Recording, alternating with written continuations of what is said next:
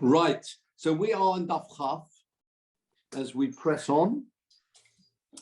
And we looked last week about whether is there a possibility or not, lots of big arguments about this, about Elul, making Elul longer, or is Elul that they try their best to keep it Choser, a 29-day month.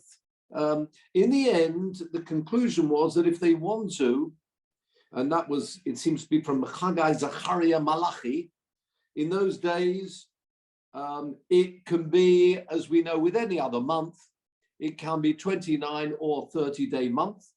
Got Malcolm with us. Of course, nowadays with a calendar, of course, the most of the months are fixed except for 2, which can go either way. But it's very interesting. I know you haven't got that Tosfos with you, unless people still got it from last week. Your Testament base, look at the first wide line of Tosfos. Sorry, I should have put it in, but it's only one line here. The conclusion is, Aval became Onu Noeging, up here, the second line down. Lidi Don, the second wide line of Tosfos on your Testament based on last week. Our Lidi Don Tovla Malus Harishan. Very interesting. We spoke about this point before. Which is the extra Adar? Everybody always thinks Adar Sheni in a leap year. In fact, you should, there are lots of songs singing the months of the year that we've had from classes and cheder, etc. It really should be Adar Sheni and then Adar, because it's the first of the Adar, which is the additional month. That's the, as we explained last time, that's the additional month. And then we have a normal Adar where we have everything, where we're talking about Purim, etc. That's the month. It's the second one. But it's interesting, in our calendar, we've made, obviously, one's Choser, one's Mole, could have gone either way, a 29 and a 30. We have the 30-day month, which is the Adar Rishon, which is the actual leap month, really. And Tosfos said a fascinating comment here. Second wide line, Avalidon, Tovla Malus Harishan. Out of those 2 months, in our fixed calendar, basically fixed, it's the first Adar is always Mole. Why? Dehu Chodesh Ho'iba Sheni Tosef al Hashana. As it's the extra month. Yeah? Even it's the extra month. It's that extra month, that special extra month that we want to have longer. Interesting, you talk about February 28, 29. Here, we're talking about the Adar Rishon, which is the extra month. That month is always a 30 because it's new and fresh and special. We therefore like to lengthen it. The Adar Sheni remains as it always is. Adar in our calendar is 29 days. And so it is actually, even if there's a leap year, the Adar Sheni remains 29. But what's the basis? What's the basis for saying it's the Adar? Hello, yeah, Mervyn. Yep. What's the basis for saying it's the Adar Rishon? Is the leap year? Is the April? Why you say? Why, do you remember the point about if being Mekayim all the mitzvahs in Adar Rishon doesn't count? Because it's the Adar Sheni. The Adar Sheni is the main Adar. That's the point. But why is that? Why logically is it? I mean, because what we wanted, it's a normal Adar, and we want very much to link up. Well, we'll deal with not here so much. We saw that I think in Megillah. We want to link up Purim with Pesach. The Geula and another Geula, we like linking them up together. And to do that, we ensure that it's Adar, the main Adar, the Adar Purim, which is the Adar Sheni. Otherwise, you'd have all the Yom Tov of Purim in Adar Rishon, because that's the normal Adar. No. There's an additional month. You can call it what you like. We call it Adar Rishon. It could be given another name, as far as we're concerned. There's an additional month which is added. It's special. It's special because it's been added. It's 30 days. But the real Adar come forward, and the real Adar actually is the Adar Sheni, where Purim falls. So there's an additional month. That's very interesting, because of course we've learned also that you can intercalate the year very late on. But what you're doing, therefore, you're going to classify the previous month. Imagine you do it very late in Adar Sheni. You've classified the previous month as being an additional month, and you have to again be Mekayim all the mitzvahs of Purim, because real Adar is Adar Sheni. Just an interesting point. And this point, if you have something special, we want to try and keep it going. That's the point we're making here. And it's Nitosef al Hashana, so it gets that extra day, that 30th day. That's the point Tosfos has made. So the bottom line is, we can, if we want to, like any month, it's up to the rabbis before we've got the fixed calendar, have Adar, which could be 29 or 30, Elul, all the months. They can go either way. In fact, we would more talking about actually going into Elul as well, go Elul into Rosh Hashanah, or Adar going into Nisan. Have a look at the last narrow line of Gemara. Ki osa Ula. When Ula came, what do you mean he came? Where was he coming from? Well, he was one of these people who were traveling, not a salesman, but he was a traveling from, perhaps he was. He was selling the Divrei Torah he'd heard in Eretz Yisrael, traveling backwards and forwards. There were other people, may have come across Rav Dimi, who were doing traveling from Eretz Yisrael back to Bovel. Anyway, Ki osa al Ula, when Ula came, Omar, he said, I've got good news for you. And it's interesting, as explained by some of the Meforshim here, we're talking about the place where they would still keep one day Yom Tov. As we know, once you get further into Golus, then of course we're keeping 2 days Yom Tov. In Eretz, nowadays we've got the whole of Eretz Yisrael, but they could have gone out and reached, it depends where they reached, and look at this, Omar Ibru Elul. He came to tell them, and he reached there before the Yom Tovim, sounds like even before Yom Kippur. He got to the outskirts, it seems, of Bovel, and he says, I've got good news. They made Elul an extra day. Omar Ibru Elul, Omar Ula, Yodai Chavrin Bavloi.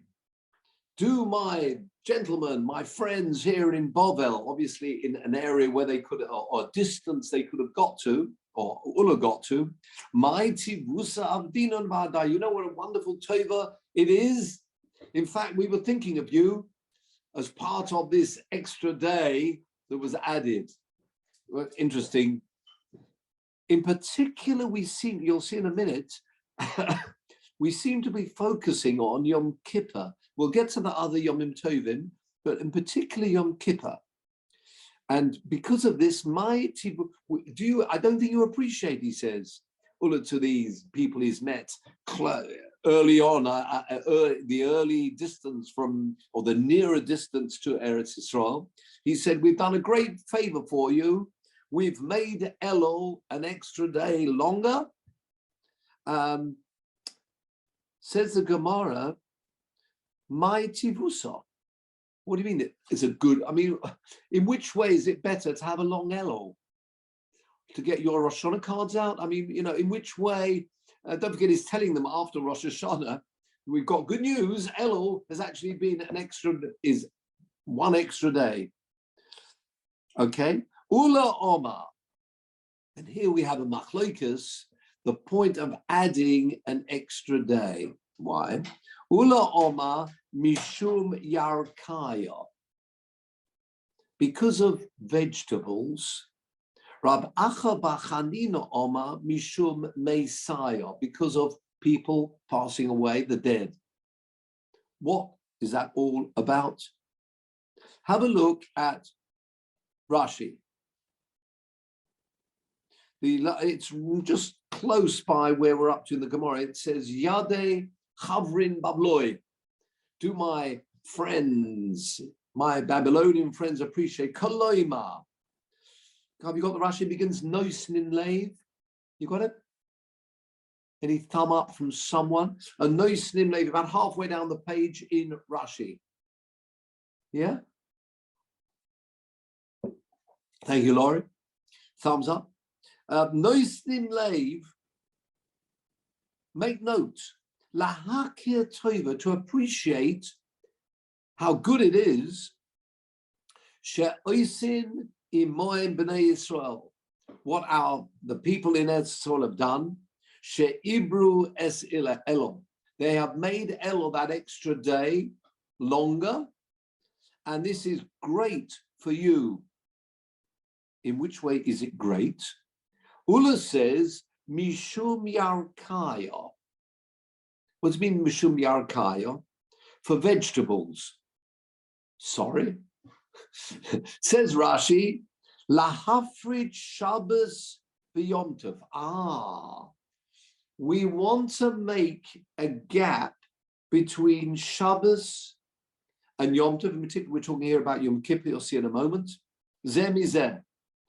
Kedei shelo yichmoshu yorokos hane'echolos. If you had 2 days, one after the other, Shabbos, let's say particularly Yom Kippur, one after the other, and you want them to be fresh, you really don't want to have one day Yom Kippur following a Yom Kippur with a Shabbos or a Shabbos Yom Kippur, and you want them to be fresh. We'll see in a moment about the weather, where it was in Bovel, the weather and the temperature, and we'll see about where they lived and how low it was, if you see in terms of the vapor, etc. in a moment. Kishahein chayim, so that you can eat fresh vegetables. B'Shabbos she'acha Yom Tov or b'Yom Tov she'acha Shabbos. If you've got a gap in between, then you can pick the vegetables. You don't want to have, it doesn't mind so much having Shabbos and Yom Tov falling together, Shabbos and Kippur falling together, but what you don't want is one day following the other, because it means you would have picked your vegetables before the start of the 2 days, and they won't be that fresh when you get to the end of the 2 days. With me? Says the Gemara, or Messiah. If you remember, Ba'acha Ba'chanino says, that's not the reason. The reason is because of Messiah, people passing away. What does that mean? Lahafrid Shabbos v'Yom Kippur zeh mizeh. To make a gap between Shabbos, very specifically here, Yom Kippur, one from the other, because you cannot bury the dead on Shabbos or on Yom Kippur. And sadly, if someone passed away, maybe just before, imagine it was a Shabbos and then Yom Kippur, just before Shabbos or even early on Friday night, and to go a full 2 days, shelo yasriach meis, so there shouldn't be the decomposition of the mace. Sheyomus be'echad, man, imagine dying earlier on the first of those days. Sheirishon v'lo yikover, and the individual couldn't be buried lo hayom v'lo lamacha, on one or the second. You've got 2 days, one after the other. Particularly, we'll see in a minute, relevant to Yom Kippur, and therefore that's the reason why it's good. And it's interesting, of course, a question would be, well, that's good for them in Israel too. That, in other words, there should be, it looks like it was pushed out so that there should be a gap between the Shabbos and the Yom Kippur. Says the Gemara, my binayu, what is the difference between, can you come up, I mean, they're both relevant. Is there a particular example where only one of these reasons is relevant and the other one would not be relevant? Says the Gemara, yes. Yom Kippur shechal liyos acha haShabbos. If Yom Kippur fell after Shabbos, Yeah, have a look at Rashi. Yom Kippur Shechalios Achar Shabbos. There's a Rashi before my binai. What's the difference between the two? Says Rashi, Travayu Isnu. They're both very good reasons. Can you come up with a practical example where only one would be relevant and not the other? Says the Gemara, yes. Imagine Yom Kippur fell on a Sunday. Says Rashi, it fell on a Sunday. Had it not been pushed, had not the Elul been a 30-day month, had Elul been 29 days, Yom Kippur would have fallen on a Sunday. Says Rashi, Imlo Ya'abruhu, right? So it's quite, go back again.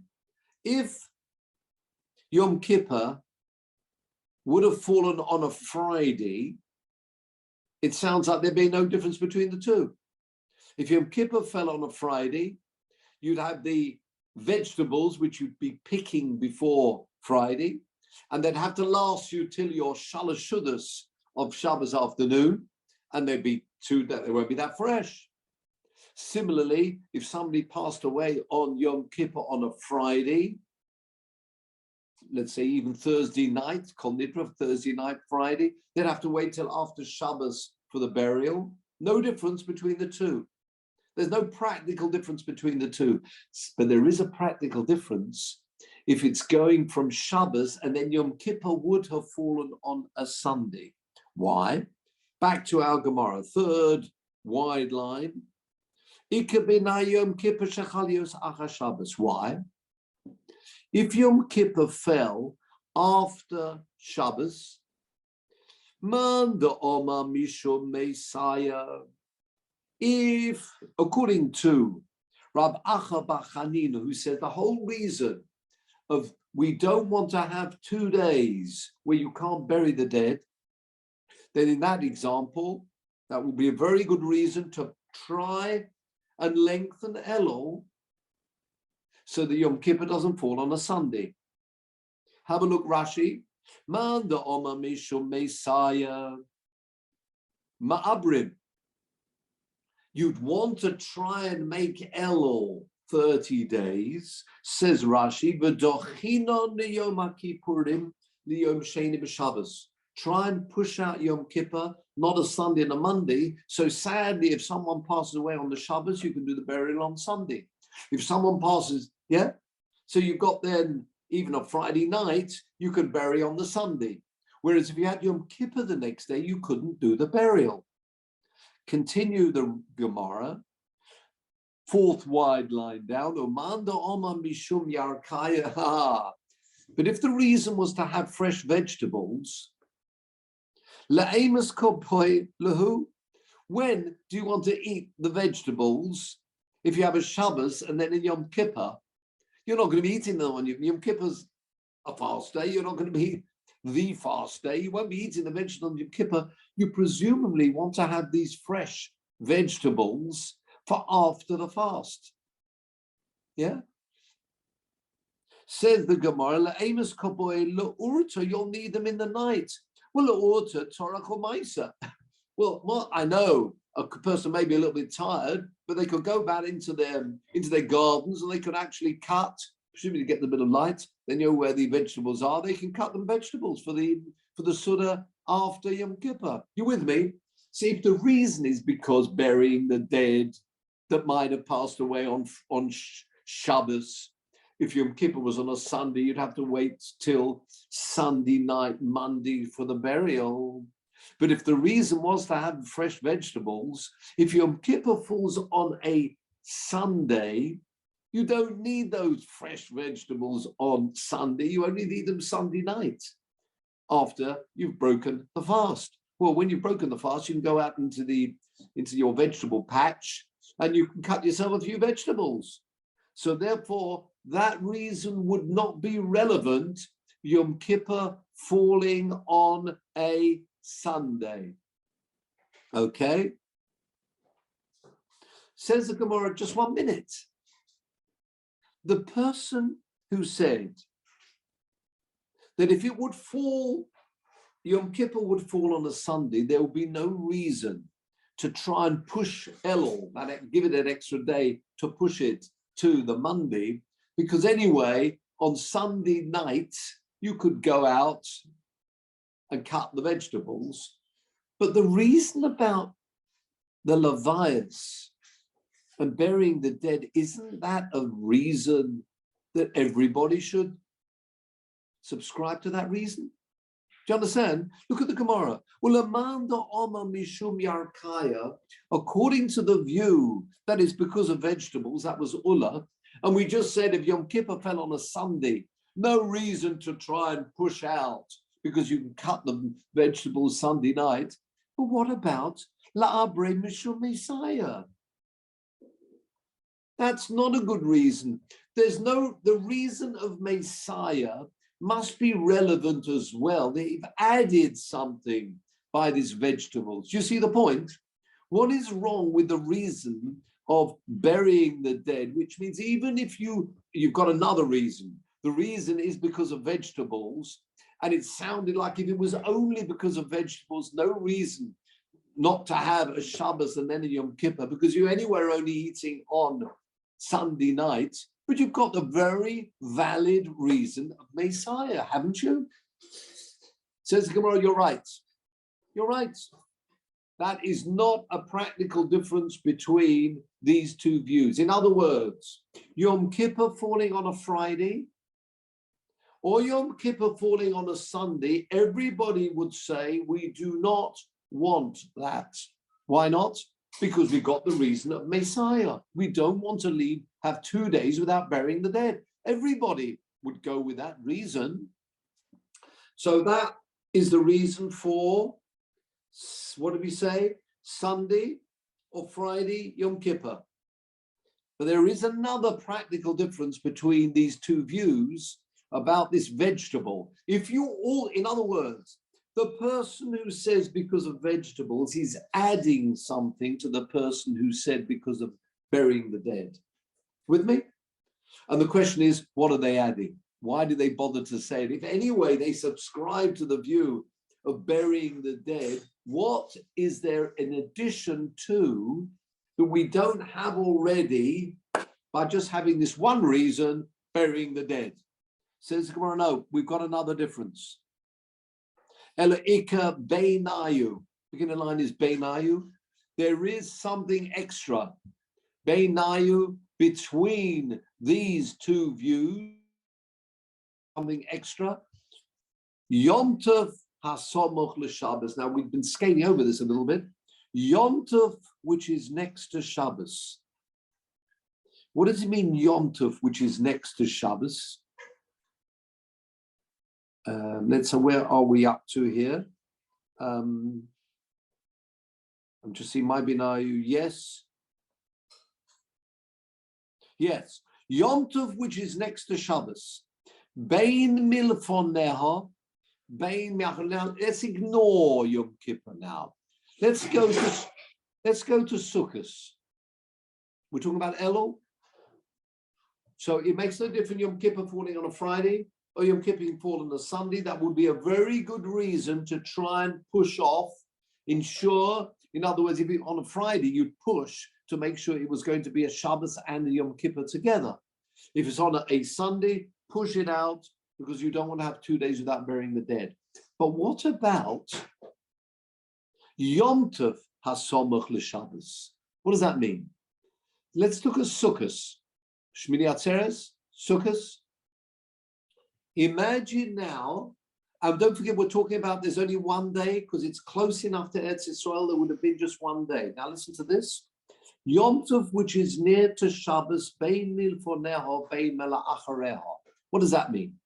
If Yom Tov, that means the first day of Sukkot, which is also the first day of Rosh Hashanah, fell on a Friday or a Sunday,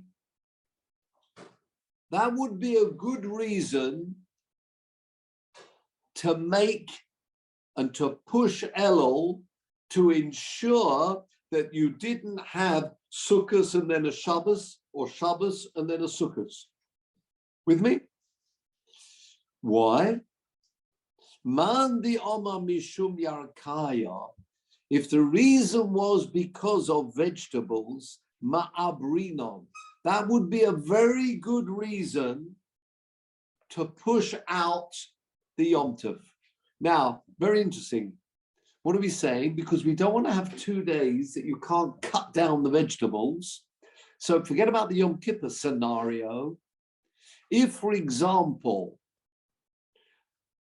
Sukkot was on a Sunday, you wouldn't want to have Sukkot falling on a Sunday because of vegetables. You wouldn't want to have Sukkot falling on a Friday. Interesting. If Sukkot is on a Friday, Rosh Hashanah is on a Friday, when is Yom Kippur going to be? If Rosh Hashanah falls on a Friday, Yom Kippur will be on a Sunday. So anyway, that's not going to happen. Look at Tosfos, but the second Tosfos. Hope I'm making this not too confusing. Bein milfonel, bein mila acharel. Says Rabbeinu Tam, the grandson of Rashi, lo goras milfonel. Don't tell me there's a practical difference between these two views. If the first day of Sukkot, the first day of Rosh Hashanah fell on a Friday, there will be no practical difference. The imchal Rosh Hashanah v'Sukkot milafon neha. If Sukkot or Rosh Hashanah fell the day before Shabbos on a Friday, typically anyway, Yom Kippur will be on a Sunday. Mishum Messiah. Whatever happens, you'd have to try and be pushing out Elul because you don't want to have Shabbos and Yom Kippur. You with me? So Rabbeinu Tam says our Gemara should take out the word milfonel. There's no practical difference between the two. Again, both whether you subscribe to this view of because of the vegetables, everybody subscribes to the view we don't want to have 2 days without burying the dead going from Shabbos to Yom Kippur or Shabbos, right? Everybody agrees to that.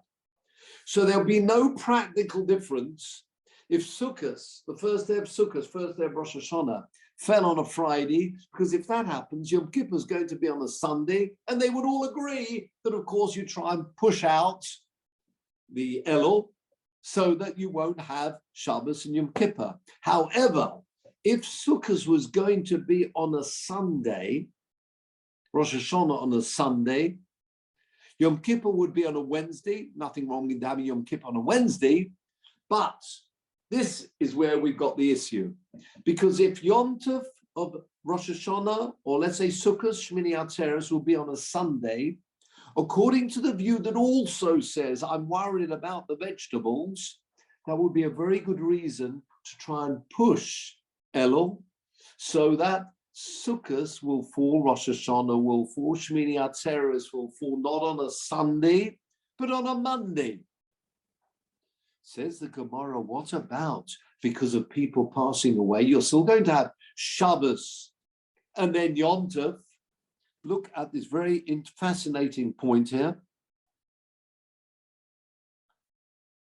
Next line, Ma'abrinon. If you also subscribe to the view that you're worried about fresh vegetables, that would be a very good reason not to have Shabbos and then Rosh Hashanah, which is Shabbos and then Sukkot, Shabbos and Shmini Atzeres. You don't want to have Shabbos and Sukkot because 2 days without fresh vegetables. This is fascinating. If you didn't hold of the view of vegetables, right? Not interested in the fresh vegetables, you only are of the opinion, you subscribe to the view that you don't want to have 2 days without burying the dead. That is only applicable to Yom Kippur. Shabbos, Yom Kippur, but not other Yomim Tovim. Umanda Omer Mishum Messiah, Efsha Ba'amameh. A most fascinating halacha here. What do you mean, Efsha Ba'amameh? It's possible to bury the dead using non-Jewish, I want to say workmen. Non-Jews would be burying the dead. Now, interesting. On Yom Tov, you could do that. You could bury the dead, and there are examples of that happening. I think there was an epidemic hundreds of years ago, I think down one of the south coast somewhere, maybe somewhere in Cornwall, where there was an epidemic there, and they actually buried the dead on Yom Tov. They buried the dead, non-Jews buried the dead, but they wouldn't be burying the dead on Yom Kippur or Shabbos. If you can, Peter, put up the Mishnah Berurah quote that we've got there. So very quickly again, if you're concerned about fresh vegetables, having Shabbos and then Sukkos is a problem.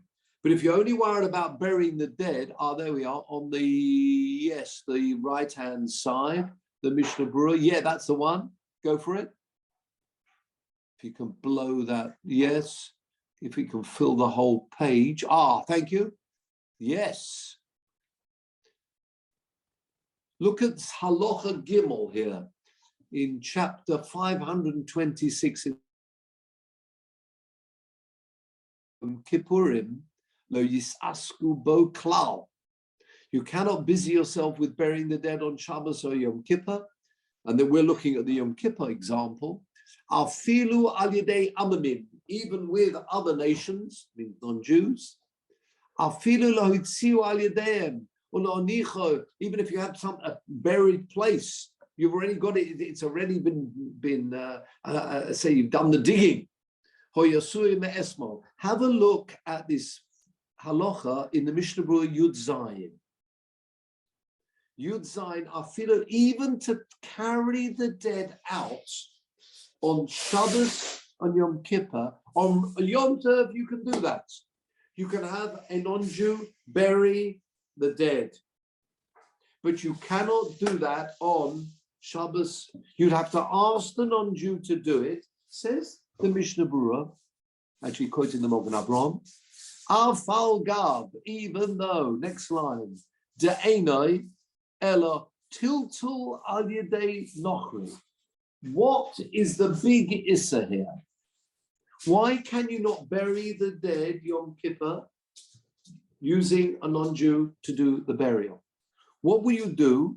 You'll be, of course, handling the dead on Yom Kippur through a non-Jew. Is that such a serious offense? You allow it on a normal Yom Tov. Lo rotzu lahatir. They didn't want to permit this. It's only with Rabbanan. The Rabbanan said not. Mishum kovod hameis. Now that is fascinating. Because of honor, you'd say the contrary. Because of honoring the mace, the rabbi, you're not doing an action yourself. You're asking a non-Jew to do the burial on your behalf, particularly if it's already, you've done the digging, the place is already there. What are they doing? You'd be asking a non-Jew to handle the mace and bury the dead. Says the Gemara, it wouldn't be covered on mace to do that on Shabbos or Yom Kippur. You might have thought, of course it's covered on mace. Why not? You don't want to have the mace decomposing over Yom Kippur. Look at the next line. Da'adarabba, quite the contrary. The covered hameis the covered hameis is shelo yischalel Shabbos v'Yom Kippurim techamira al yodai. It's covered hameis. Wow. Covered hameis means that the Chachomim didn't want to permit burial on Shabbos or Yom Kippur. It's covered hameis. There should be no desecration of Shabbos or Yom Kippur, even through a non-Jew, and therefore it's covered hameis not to do the burial on Shabbos and Yom Kippur, which are so severe. Shabbos, Yom Kippur, Malachos on Shabbos and Yom Kippur, and therefore it would be covered hameis to refrain from burying the dead even through a non-Jew. And that's fascinating. You see the covered hameis there, the covered hameis that you shouldn't say the covered amaze that there was a Shabbos Yom Kippur were profaned, Chilul Shabbos or Yom Kippur, because of this mace. And therefore, it's preferable not to do the burial. That's only Shabbos or Yom Kippur. But if it will be, thank you, Peter, we can go back to seeing everybody. But if it will be a normal Yom Tov, we would be allowed to do it. So let me just clarify again.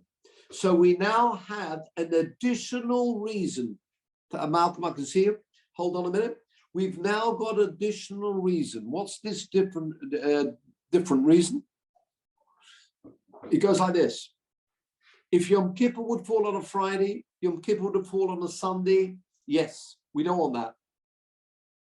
If Sukkot would fall on a Friday, that's anyway out because Yom Kippur falls on a Sunday, right? The people who subscribe to the view about fresh vegetables say the following. If Sukkot falls on a Sunday, it means 2 days without cutting fresh vegetables. If Sukkot falls on a Sunday, you can bury the dead through a non-Jew, so there's no concern. So now we understand the point. If it was only the reason of Messiah not burying the dead for 2 days, that's only applicable for Shabbos and Yom Kippur. You do not have to have Sukkot, which mustn't fall on a Sunday for that reason, because you can bury the dead on Sunday through non-Jews. But if the reason in addition is because of vegetables, that we're right about having 2 days without fresh vegetables, then having Rosh Hashanah falling on a Sunday would also be out. Okay, that's what we're saying. Have a look at Rashi on this point. Efshe ba'amameh, da'omar mar said the Gemara in Beitza, meis b'yom tov rishon yisaskubo amamin. Non-Jews can do a burial on the first day. We paskin like that, as we just showed you. That's an early halacha in that simon. It's only Shabbos. Yeah, with me? So therefore, we've now got a practical difference. According to the view that only we don't have 2 days without a burial, that would say you cannot have Yom Kippur falling on a Friday or a Sunday. You would be allowed, though, to have Sukkot, Rosh Hashanah falling on a Sunday.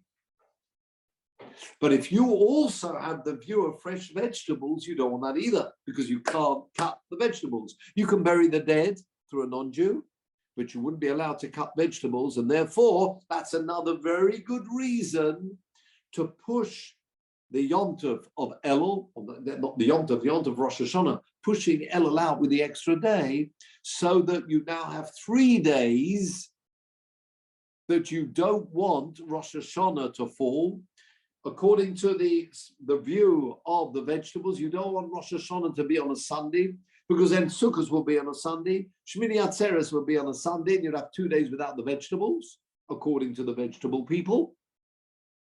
You also don't want to have Rosh Hashanah on a Wednesday, because if Rosh Hashanah is on a Wednesday, then Yom Kippur is on a Friday. Don't want Friday Shabbos for burial. We also don't want to have Rosh Hashanah on a Friday, because if Friday, then Yom Kippur will be on a Sunday, and we don't want that. Malcolm, your question. Okay, well, it's sort of just about the Shabbat issue. Yes, I thought it would be. I thought it would be contentious. Yeah, yeah. No, well, no, just the idea is that when you bury the dead, that the active agency is who? The community, the family. The point is, let's say you have an individual who is, I don't know, I'm just thinking, is there an outlying case where it could be that the non-Jews would do something, and it wouldn't look, if let's say a non-Jew switches on a light in their house, you can't claim that that's desecrating the Shabbat. They don't have to fulfill the laws. And only if you ask them to, or if it's coming, if you're the agency. But if you're not, but in this situation of burying the dead, are you implying that there's always an agency which is no, that's a good point. No, you'd have to say the following. You mean if they're doing things if it's for doing themselves, yes, for themselves, that's a different story. If they're doing things for you, then they are your agents, particularly if you ask them to bury the dead.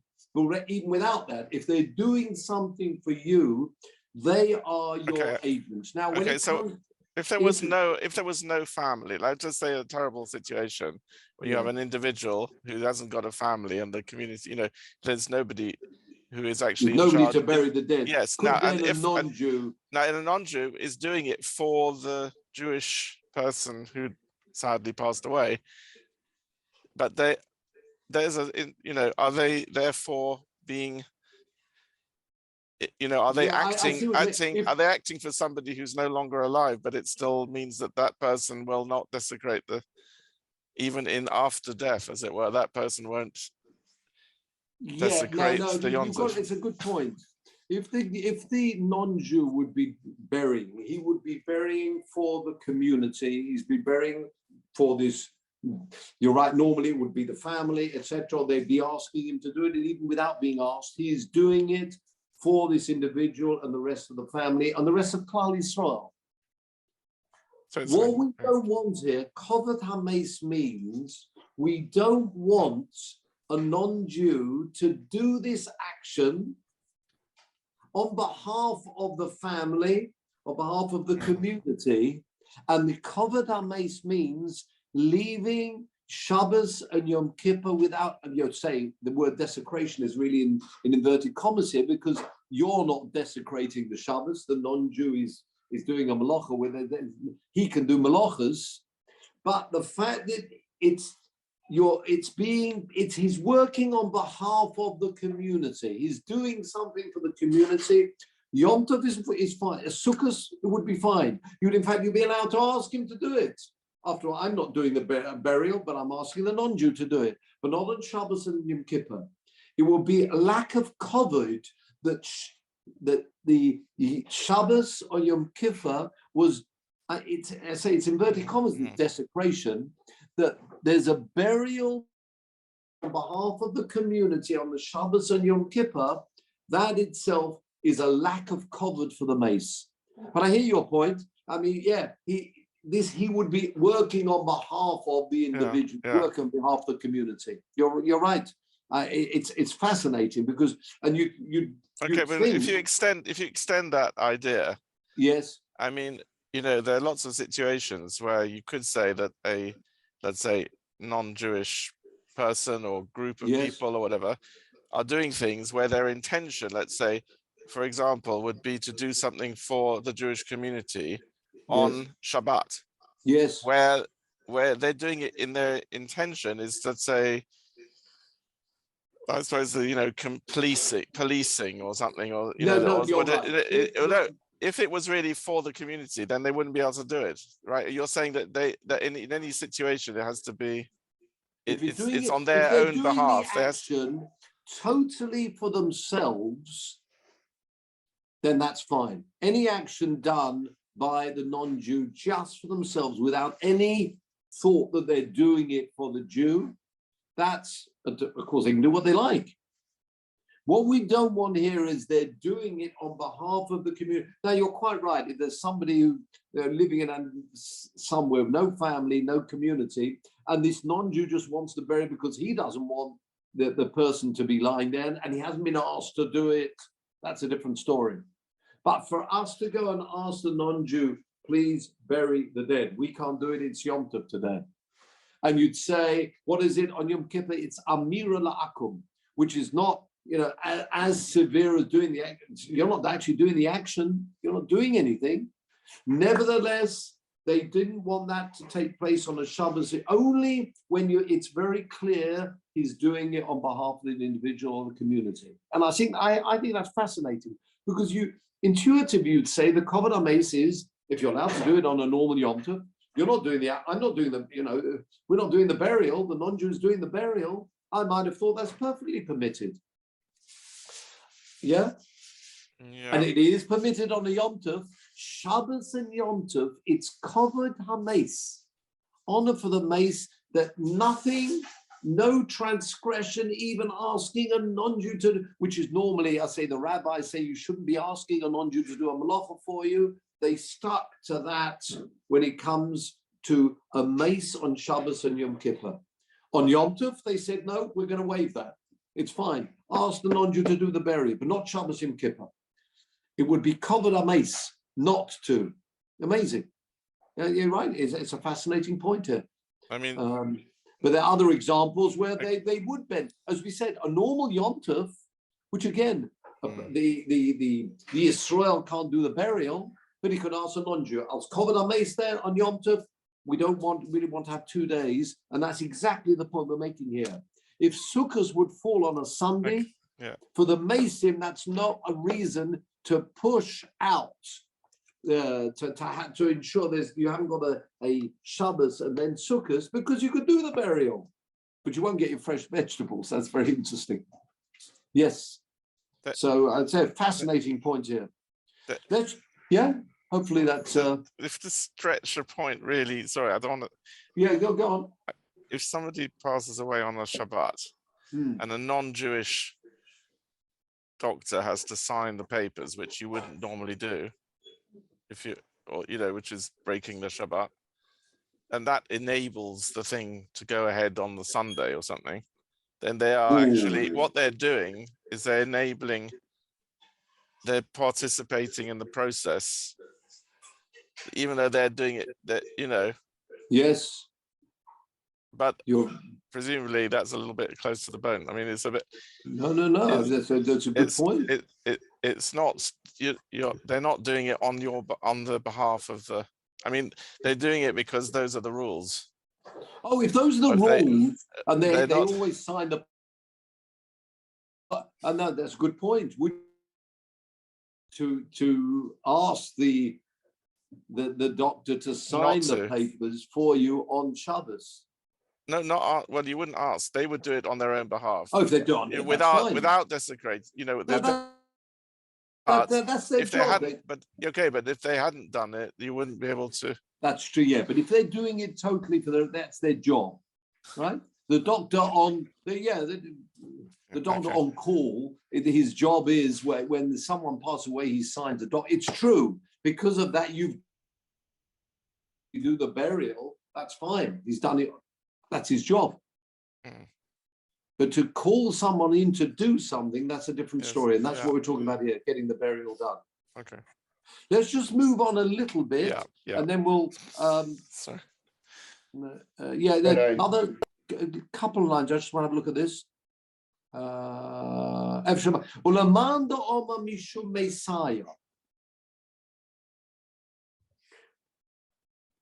What about this reason about the vegetables? Why is it that the view of the 2 days of death, we said everybody subscribed to that view. We don't have 2 days without burial or with the Yom Kippur.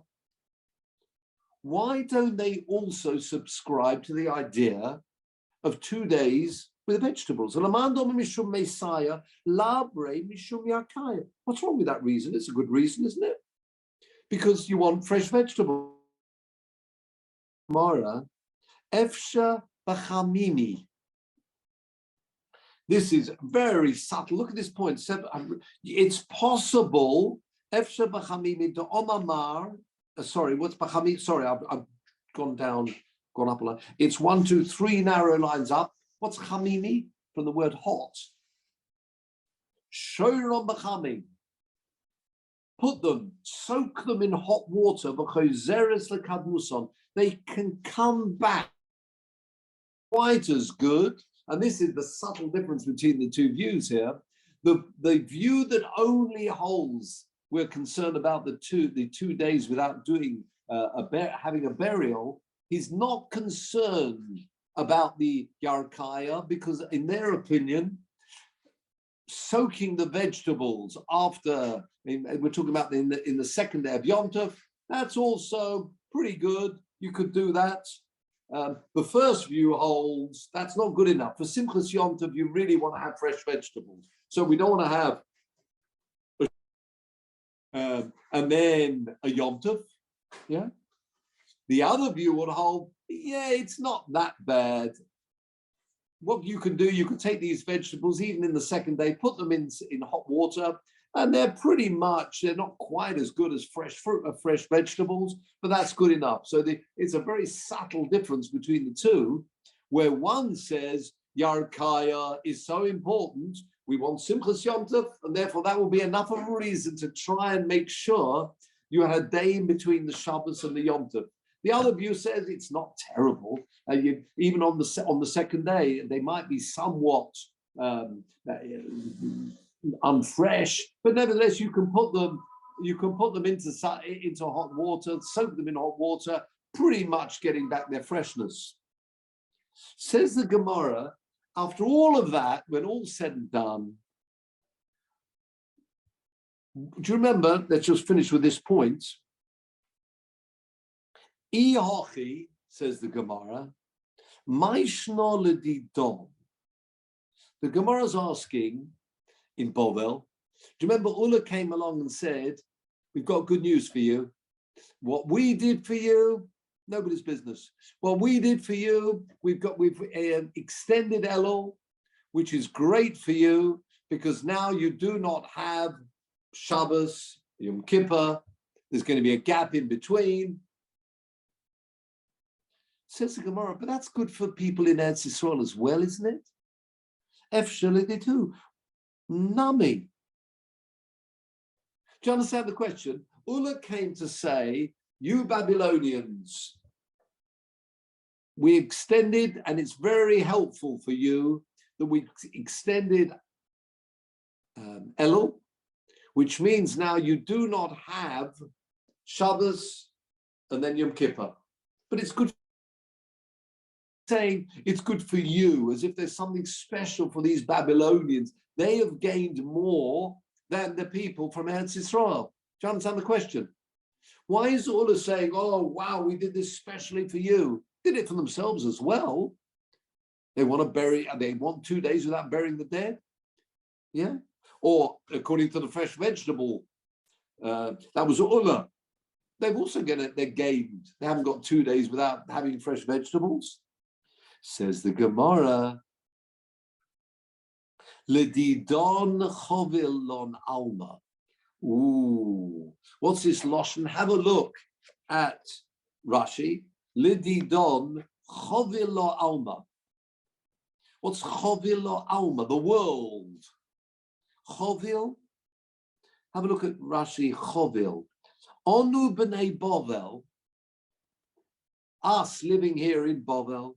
Cham lonu. Chovil. Interesting. Chovil is normally Lashon chabola. It's very hot here. Chovil lon ha'olam. It's a hot climate here. V'yesh lonu hevel. What does it mean? There's hevel. Yeah, vapor. I mean, it's very hot. Because it's very. We talk about the actual the level. What am I talking about? Below sea level. The level in Bovel is much lower. It's deeper. It's omoik. Va'enu Eretz Horim. It's not like Eretz Yisrael, full of mountains and hills. Ke Eretz Yisrael. Va'ein shoyled bo avir. Normally, it depends where. There's some places in Israel too, but normally you get a nice. Well, anyway, compared to Bovel, this is the point. In Eretz Yisrael, there's considered a bit of wind. Certainly, if you're up north, but even south, compared to Bovel, b'nei Eretz Yisrael tzrichim la'aber. That's not enough of a reason for Eretz Yisrael. Mishum meisaya or mishum yarkaya. Because the decomposition of a mace or the fresh fruits, the fresh vegetables, they wouldn't go off in 2 days. it's a fresher climate because of the mountain, because of the air, it's higher. Therefore, it's not of such a concern to us, but for you people in Bovel, that's where you're gaining, because you do need that extra day, because you're in an area which is almost deep, yeah, on sea level terms.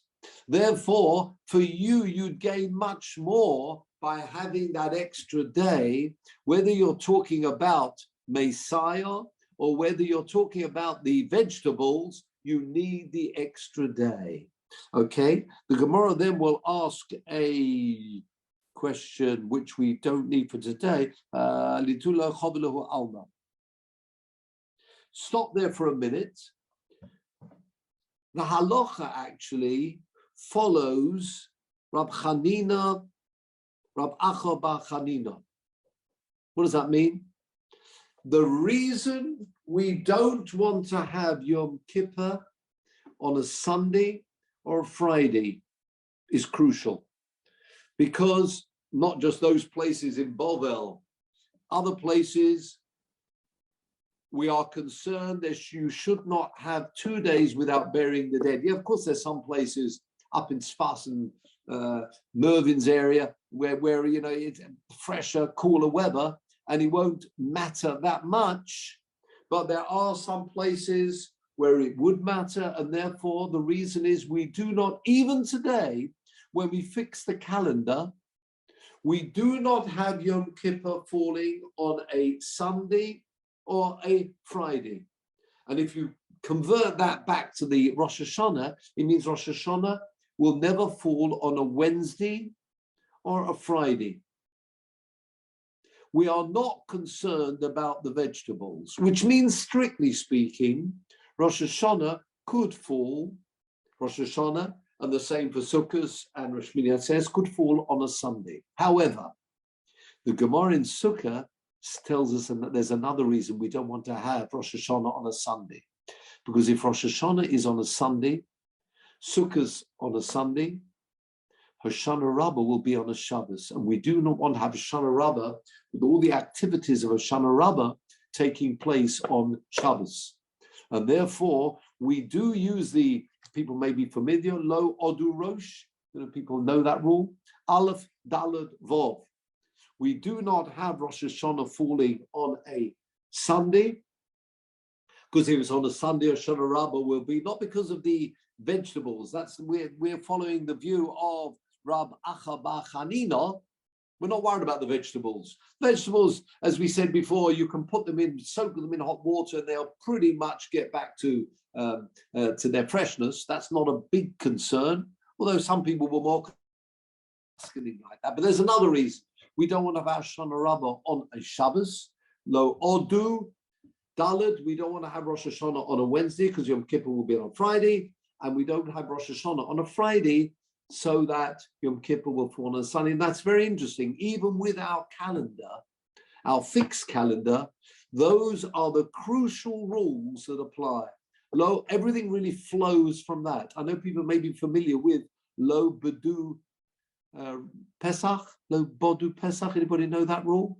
There's another rule, Lo Bedu Pesach.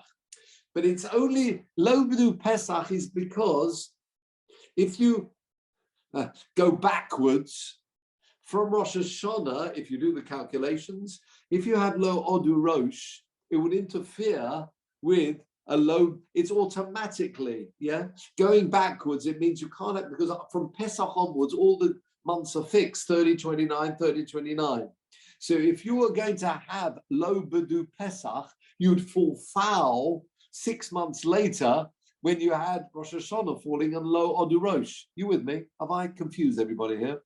The main rule is Lo Odu Rosh. That is the main rule that we fix with, which means that we don't have Rosh Hashanah falling on those days. Yeah, there are other rules we've got to apply, which means you've got to have remember the extra month for the Iber Shana to make sure that the solar and the lunar year are connected together, because you've got to have Pesach in the spring, and everything goes around there, works around that. So there's that rule. plus, of course, the low Odurosh. But that is the crucial rule that we apply. I say that Rosh Hashanah shouldn't fall on those days. By the time you start moving to Hanukkah, you pretty much can have Hanukkah all over the shop, because the Cheshvan and Kislev can both be Mole and Choser. So it's there are very few days that Rosh the full. Maybe another time we can talk about that. Let me just conclude, gentlemen. Peter, if you've got the next attachment, it's not an attachment actually, so it's sent through. And this is from the an old edition of the pre-Chodosh. Have you got the full page of that? You can see the top of it. Oh, that's it. Yes, that's the one I want. This comes from, thank you. Oh, no, go back to the other one again. Go back to the, there we are. The pre-Chodosh.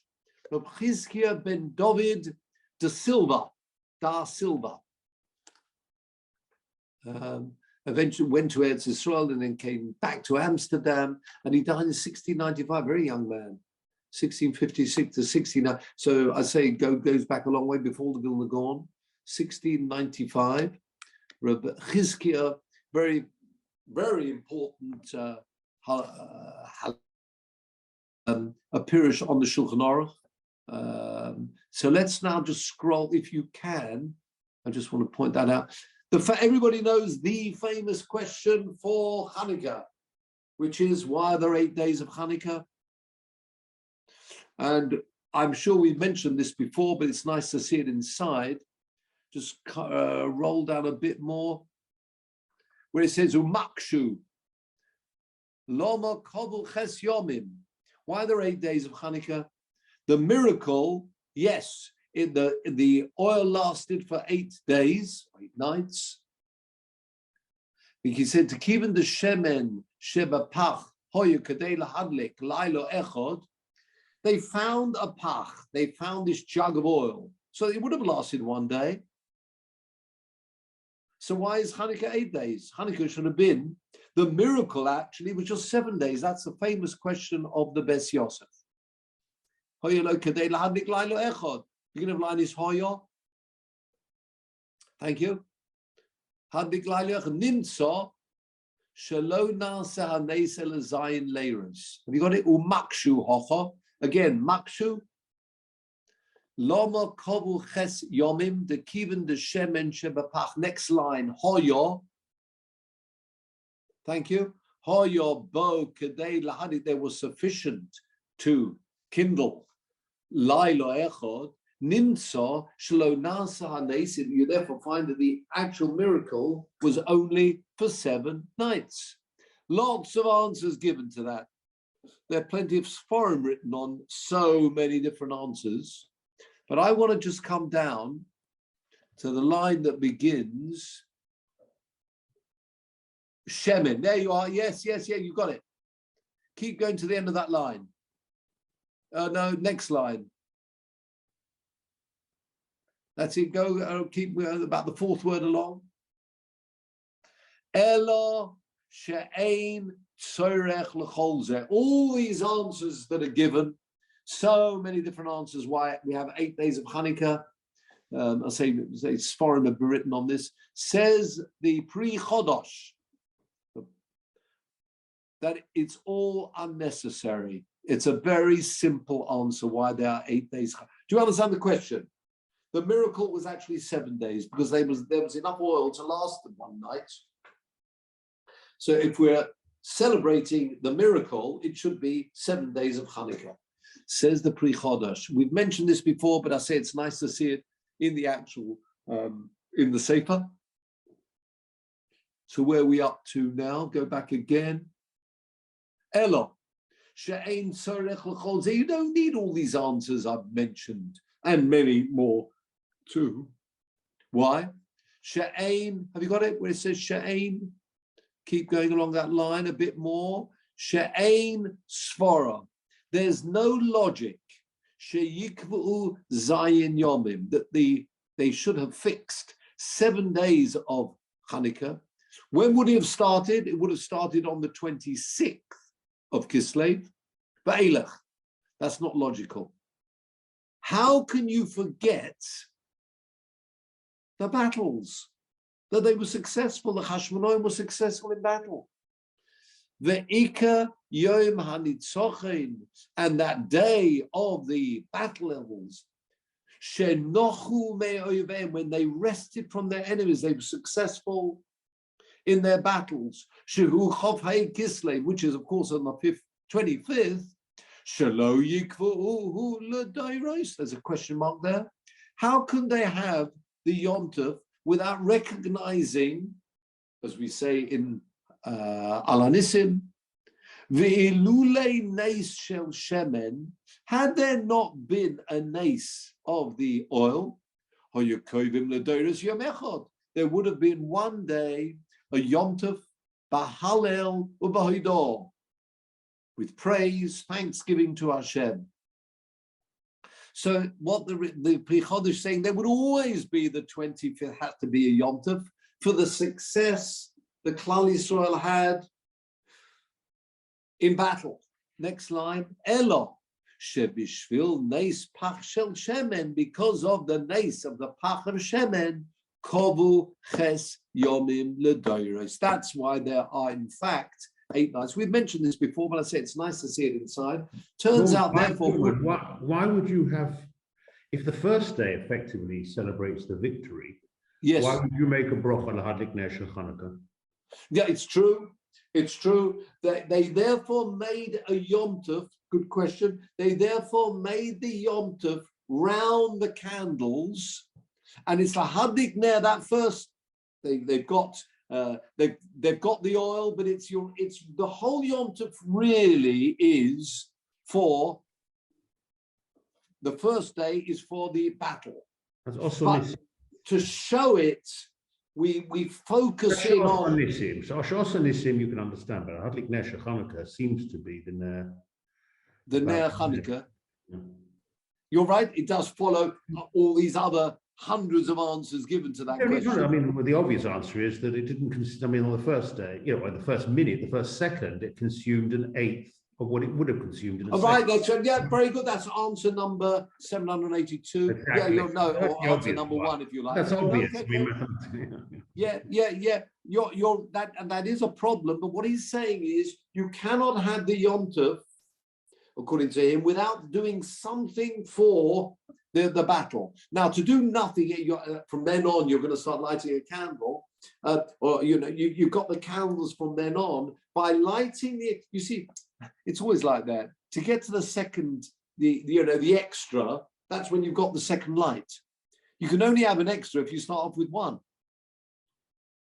If you were to just light one light on the second night, representing the miracle, it's a difficult thing to get your head around. You've got to start off with one, really leading to the second one on the second night. So it's the miracle is the second. I got an extra. We didn't expect to have a second night. We've got a second night.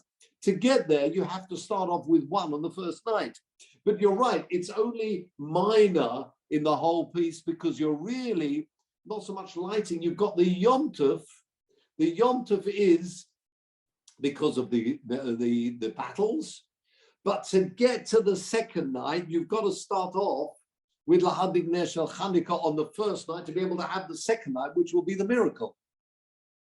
Yeah, not entirely. Yeah, you may not be entirely happy with that. Norman, is it because Simon's point, is that why there's the extra word at the end, which you didn't actually say? Can you just explain what does V'dok mean? And is that because it's more complicated than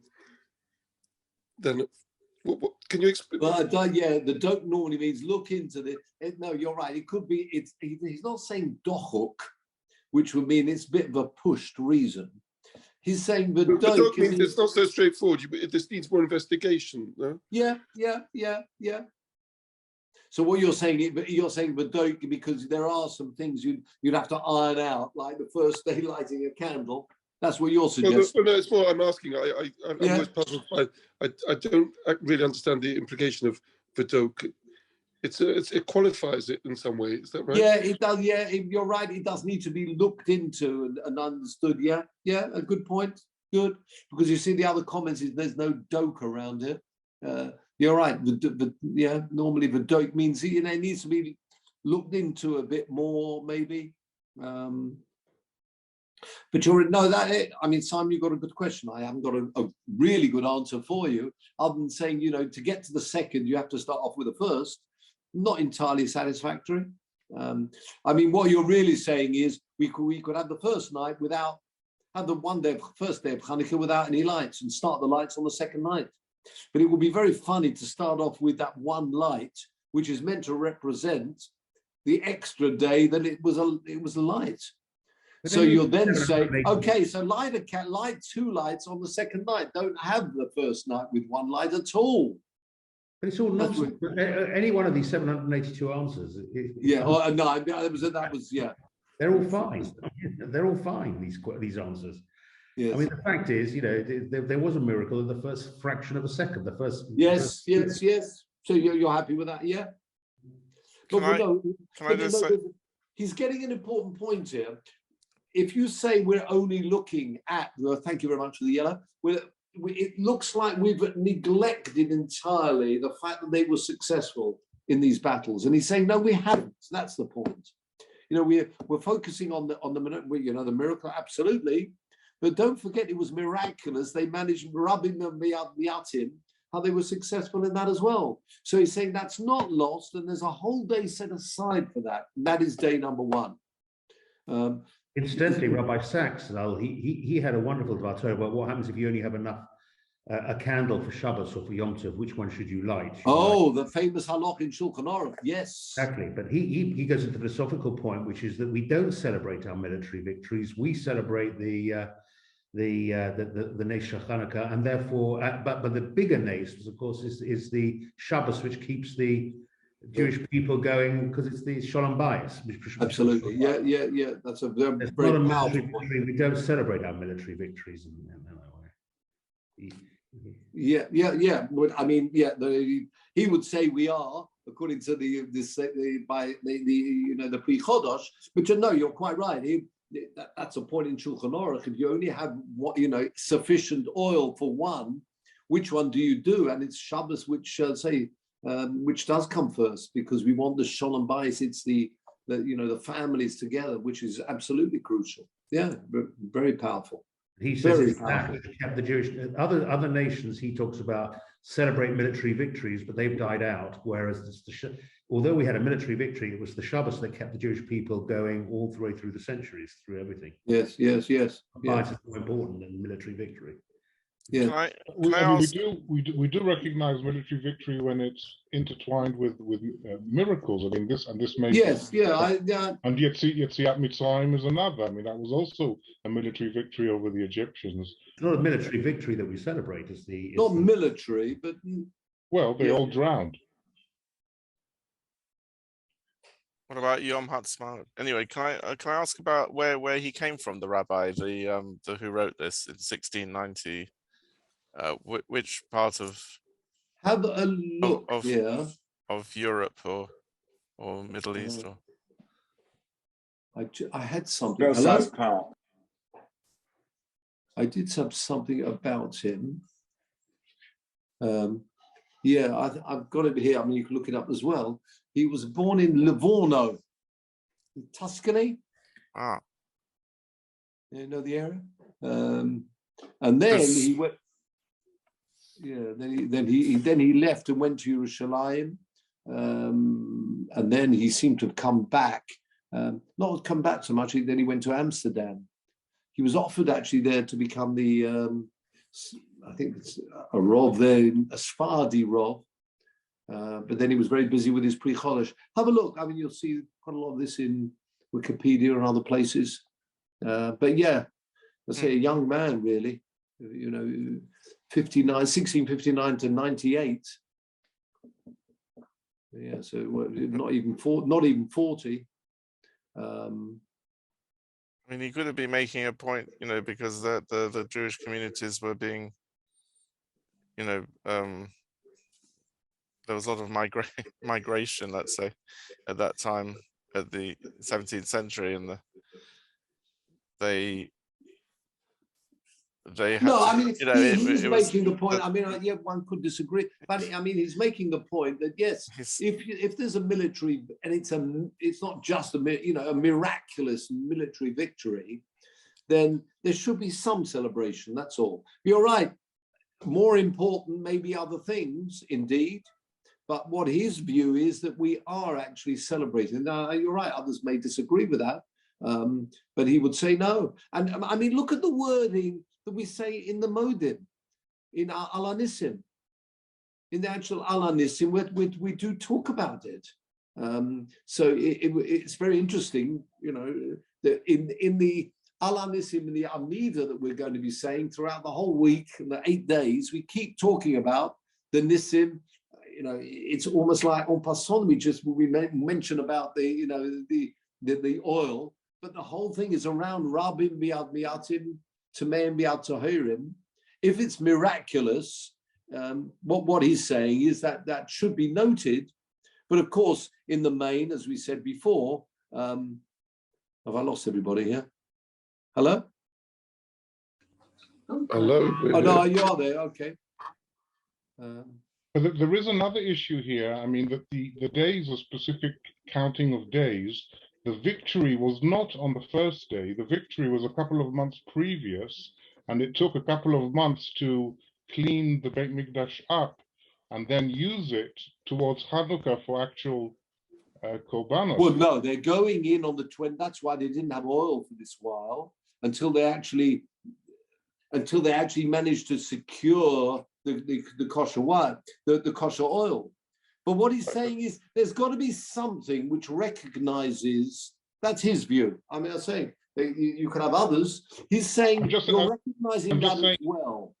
I'm just saying the victory didn't happen on that first day. The victory had occurred weeks, months before that, in terms of the sort of history of it.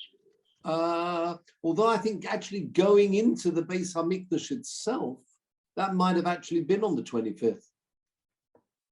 If you look at somebody, it sounds like that was on the 25th. And it was only from then on that they set about trying to get the oil. Because if it was months before, then why couldn't they have got pure oil by then?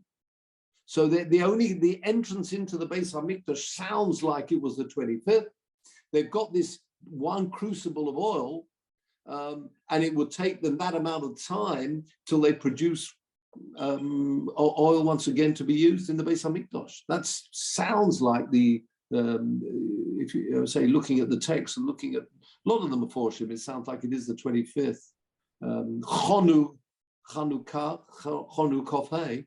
I think Sefer HaMaccabim says that the victory occurred around the time of Sukkot, according to Sefer HaMaccabim, but and then it took them a couple of months to clean up the. That's interesting. I'd like to have a look at that because no, that's interesting because then why couldn't they have had good kosher oil by then? You're right. I'm not sure though whether you're saying couldn't the Sefer Maccabees they'd already entered the Beis Hamikdash by Sukkot time?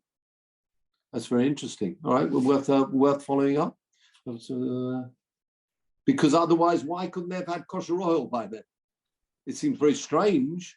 What's this one pach? 3 months earlier, they couldn't have found some oil or couldn't have prepared the oil. Not found. So the story we're used to is that it's all happening on the 25th, but we can follow that up too. So thank you very much, gentlemen. We've gone well over time. Now next.